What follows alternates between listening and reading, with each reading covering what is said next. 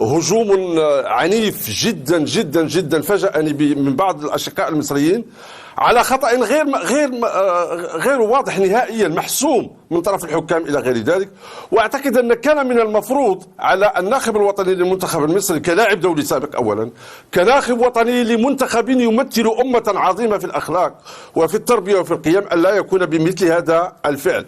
أنا أعتقد مهما كان تصرف بعض الجماهير فالمسؤول الأول أو المذنب الأكبر سيكون هو حسام حسن. وأنا أعتقد أتمنى أن يعتذر بشكل واضح عما بدر منه، ولا أن لا يلتجأ إلى أسلوب الخداع كون أنه غير مفهوم، خطابه غير واضح إلى غير ذلك.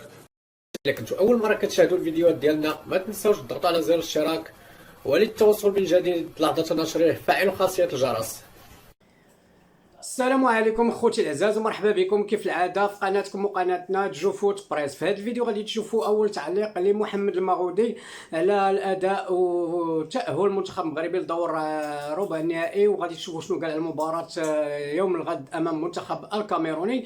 وايضا عجبني محمد المغودي في هذا الفيديو ملي هضر على ديك اللقطات اللي دارهم حسام حسن مع الجماهير المغربيه. قال لك حسام حسن مدرب غلط 100% ما كانش خاصو يمشي عند الجماهير.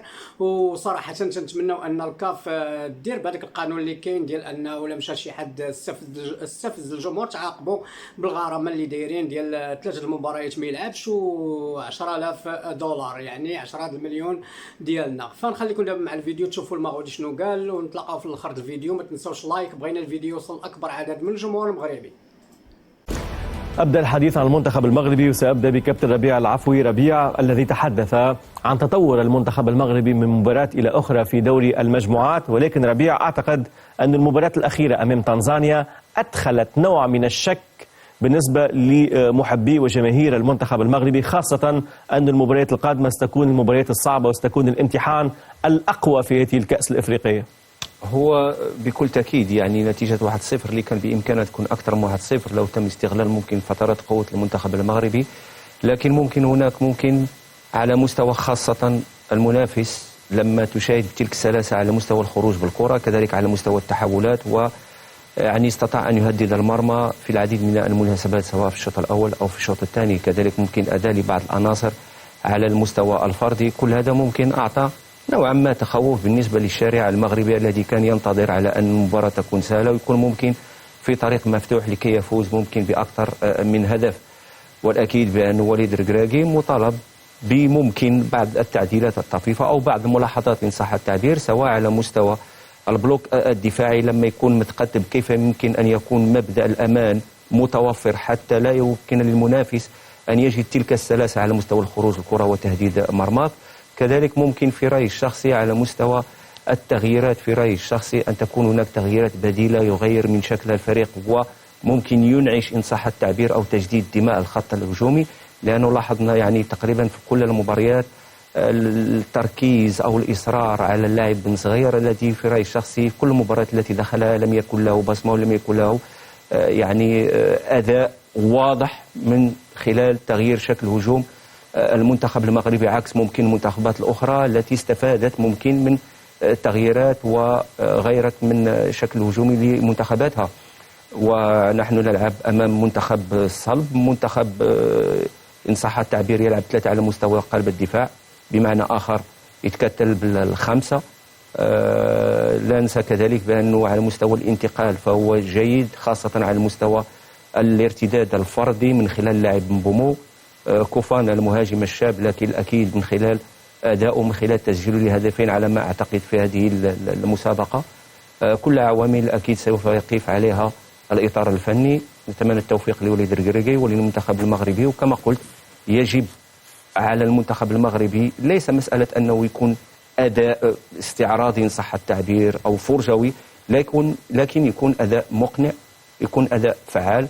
ونتمنى إن شاء الله أن المنتخب المغربي يوفق كما قلت في فترات قوته، خاصة يعني عدم إهدار الفرص التي ممكن أن نترجمها إلى أهداف حتى نوعا ما تسهل علينا المباراة وندخل ممكن شيئا ما طمأنينة للجمهور وللشعب المغربي إن شاء الله.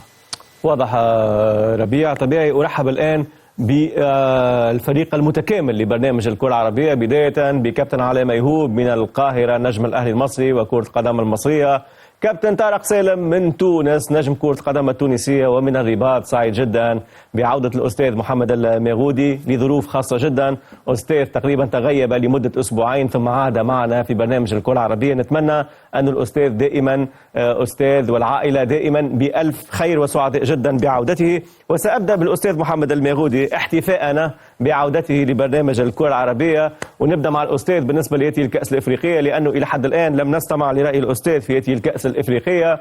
أستاذ، هل أنت راض على المنتخب المغربي في كأس أفريقيا؟ لأنه أستاذ محمد الميغودي كنت متخوف نسبيا من هذا المنتخب مع وليد الركراكي، خلينا نكون واضحين. هل الآن بعد 4 مباريات أستاذ محمد الميغودي مقتنع بما يقدمه المنتخب المغربي؟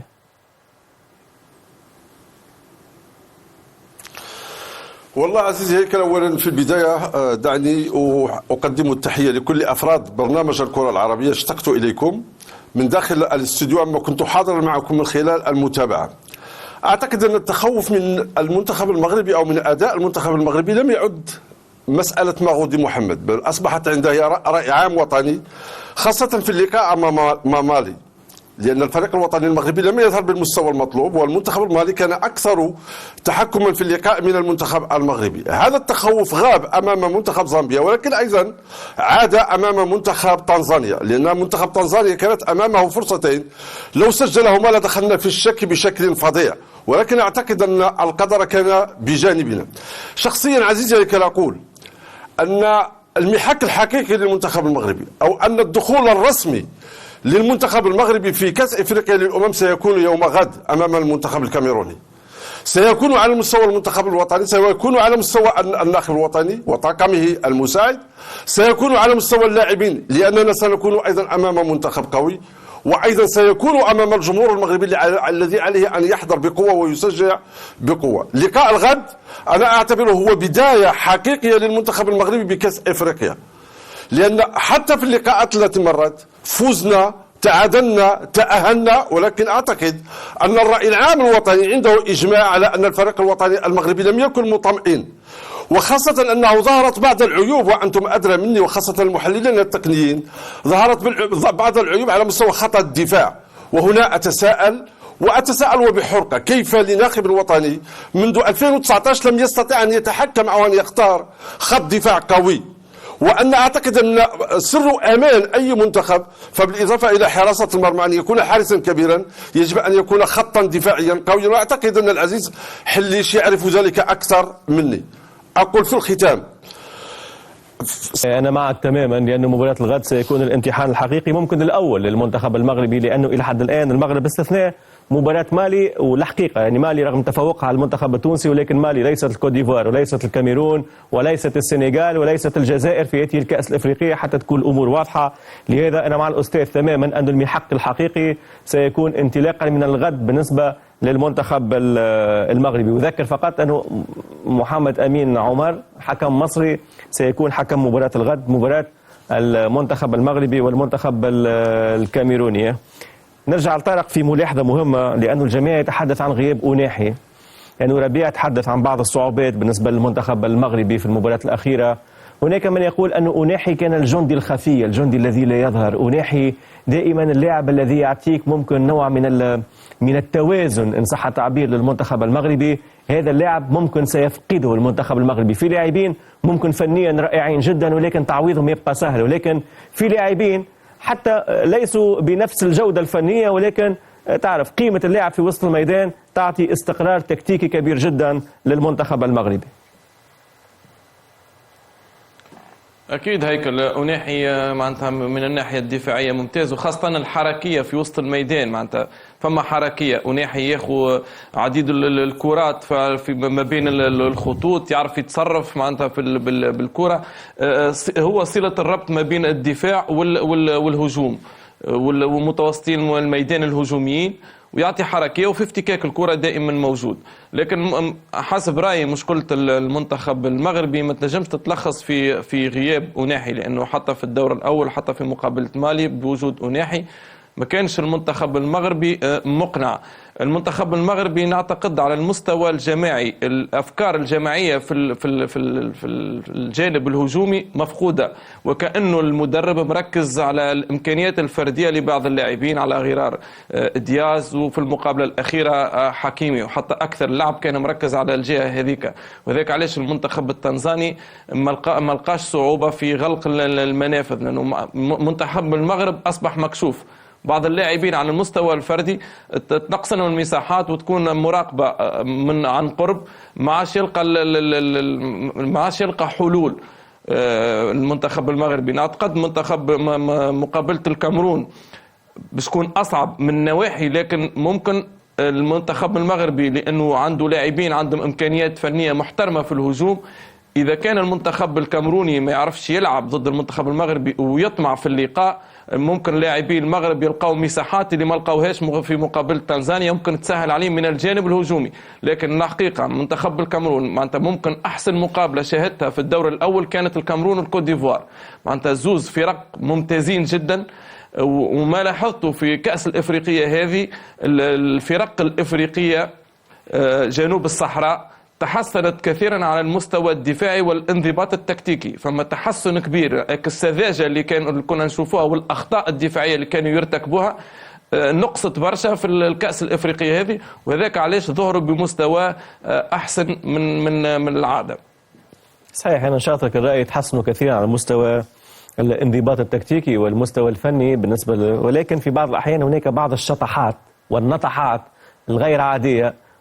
كانت الأمور جيدة في نيجيريا، بعدين مش نرجع نيجيريا مع رفيق ونتحدث عن المنتخب مباراة الجزائر ونيجيريا. الأمور رائعة تماما، تقريبا أفضل فريق في البطولة، يحقق في انتصارات عريضة جدا. أوسيمان، لوكمان، أوسيمان يحب يكمل هداف البطولة، تخاصم مع لوكمان، لماذا لا تمرر لي الكرة؟ وبدأت العملية تكبر، وفي الأخير أوسيمان أراد أن يسافر، وبعدين مشيت في حكاية الفلوس، ورجعنا لمباراة الكونغو الديمقراطية اللي ما رجعش فيها أوسيمان بين الشوطين. في بعض الأحيان هذه المنتخبات يعني لا تفهمها الحقيقة. سنعود بعد ذلك لهذا. نمشي مباشرة كابتن علاء ميهوب. كابتن علاء، تابعت البطولة بتفاصيلها دون شك. مباراة المغرب الكاميرون، حسب رأيك شاهدنا الكاميرون منتخب قوي الحقيقة. عجبني الكاميرون أنه أعاد تشبيب الفريق صامويل إيتو، والفريق رائع جدا، يعني بسرعة وجد ضالته في فريق جديد وفريق ممتع. كيف يجب أن يلعب المنتخب المغربي مباراة الغد أمام الكاميرون كابتن علاء؟ تحياتي ليك يا هيكل، وتحياتي لكل برنامج الكرة العربية، ويمكن تحية خاصة جدا لأستاذ محمد المغودي، وحشتنا على فكرة جدا، ودايما كده متألق ومنور الشاشة. مش هضيف كتير يا هيكل على موضوع المغرب. هتكلم عن المغرب في عجالة كده. كابتن طارق اتكلم على المغرب وعلى مستوى أناحي فعلا. كابتن ربيع اتكلم على المغرب والمشاكل اللي كانت موجودة. هي مشكلة المغرب في مشكلة كبيرة جدا كمان يا هيكل. في اوقات بيبداوا المباراه في سنه بطء، بيسيب مساحات للمنافس، في دايما الاحتفاظ بالكوره. انا ومن وجهه نظري ممكن ابقى غلطان، لكن انا عارف المشكله كلها في المغرب في خط وسطها. خط وسط المغرب مش في احسن حالاته، ولا دفاعيه ولا هجوميه، لان هو لحد الان ما قابلش فريق قوي. في بعض الفرق يمكن احرجت المغرب جدا، لكن مش ده خط وسط المغرب اللي يطمنك. وهي دايما مشكله الفرق الكبيره هيكل في تحكمك في وسط ملعبك، هو اللي بيديك زي ما بنقول المؤشر انت حالتك الفنيه عامله ازاي. عشان كده دايما المغرب اداؤه مش ثابت، في بعض الاخطاء كتير جدا، في بعض الاحتفاظ بالكره كتير جدا غير مبرر بالمره، لكن في الاخر اللي بيفرق النجم بيعرف يعمل لك الفرق، زي ابراهيم دياز في اخر مباراه استلم وعدى وشات كره في الضيقه. يمكن كانت احسن مبارياته على فكره، ان طول البطوله مش ده ابراهيم دياز بغض النظر كان بيشارك او لا مع ريال مدريد. لكن هي دي مشكله المغرب. هيقابل فريق متطور جدا يا هيكل زي ما تفضلت قلت، عنده عناصر شابه كتيره جدا. وبعدين الكاميرون تاريخيا في البطوله دي ليه باع طويل جدا في بطوله افريقيا.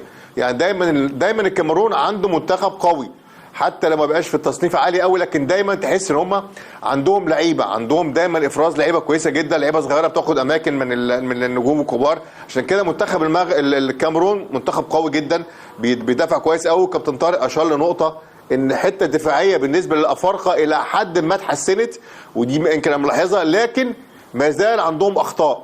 يمكن لما تيجي مباراه ان شاء الله مصر والكوت ديفوار هقول لك عليها هيك، لكن الكاميرون فريق مقلق، ما ينفعش تديله مساحات.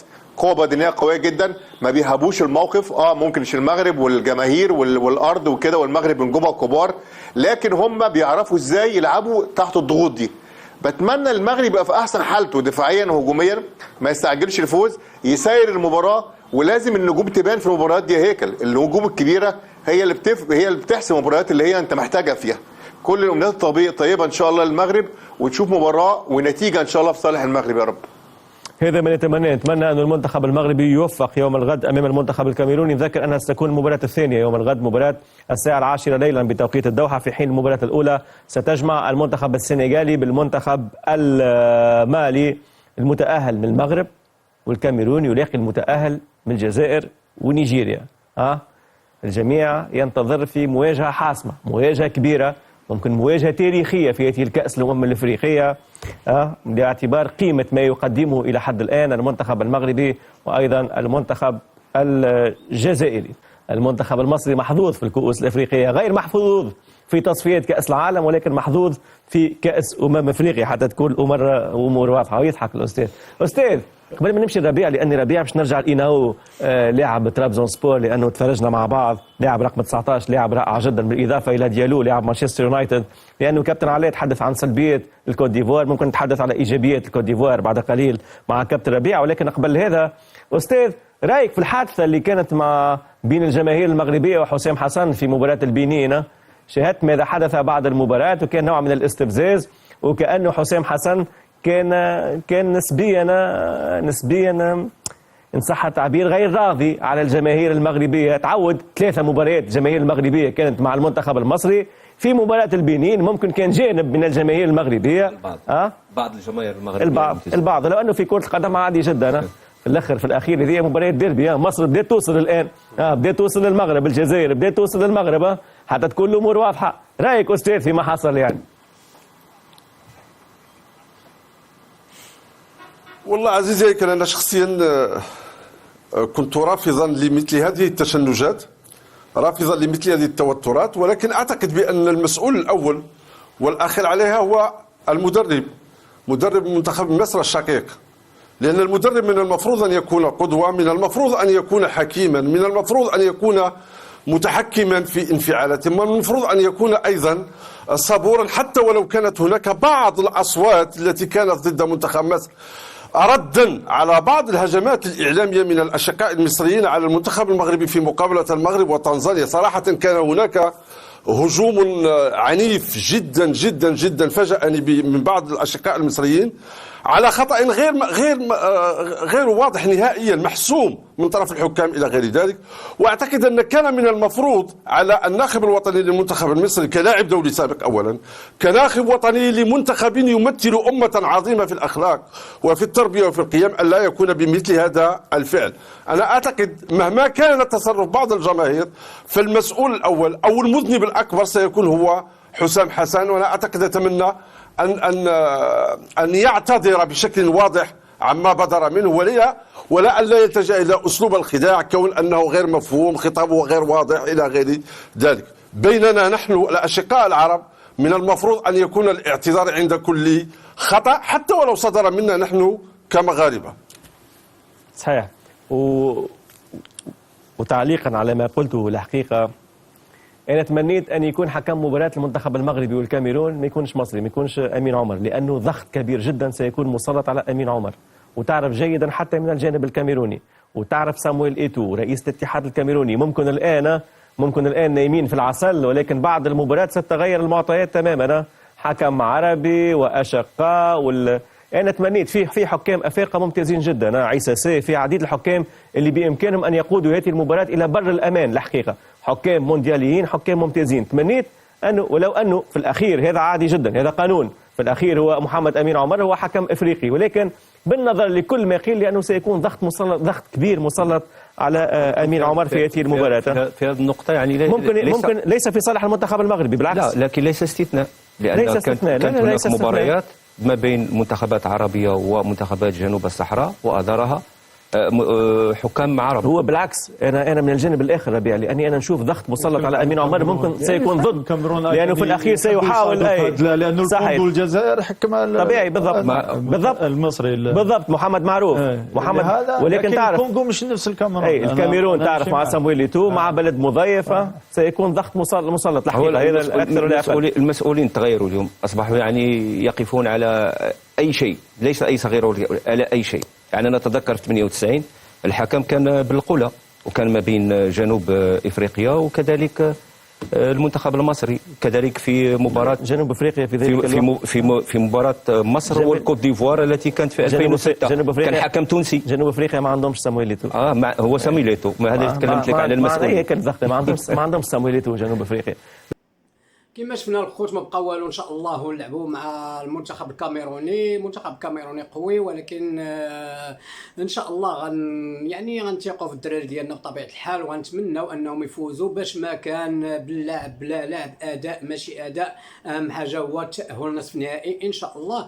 ومن جهه اخرى تنتمناو اقصاء المنتخب الجزائري بكل صراحه من داك التصرفات اللي داروا لا اخلاقيه، فصافي ولينا باغينهم يتقصاو ويمشيو يعطيونا اتساع من المغرب. هادشي اللي ولينا باغيين. شفنا ايضا محمد المغودي اول تصريح ديالو على اداء ديال المنتخب المغربي وكيفاش بقى غادي حتى وصل لدور ربع النهائي، وايضا شنو قال على المباراه الغد اللي تكون قويه امام المنتخب الكاميروني. واللي عجبني في هذا الفيديو ديال الهضره المغودي هو انه هضر على حسام حسن، ما بقاش يطبل ولا تيدير داك يعني تيساوي وتي داك التعاليق الدبلوماسيه. لا صافي قال داكشي اللي خاصو يتقال. حسام حسن غلط 100% وخاصو يخرج باعتذار الجماهير المغربيه. هادشي اللي كاين. وتنتمنى الكاف تبقى تعاقب بحال هاد الناس، لان كاين واحد القانون في الكاف تيعاقب بحال هادو، لا سواء اللاعب ولا مدرب ملي تيمشي عند الجماهير تيستفزهم. راه كاين واحد العقوبات تيتوقف 3 المباريات تيخلص 10,000 دولار اللي هي 10 مليون مغربيه. فتنتمنى يبقى يطبقوا القوانين ماشي كاينين في الوراق.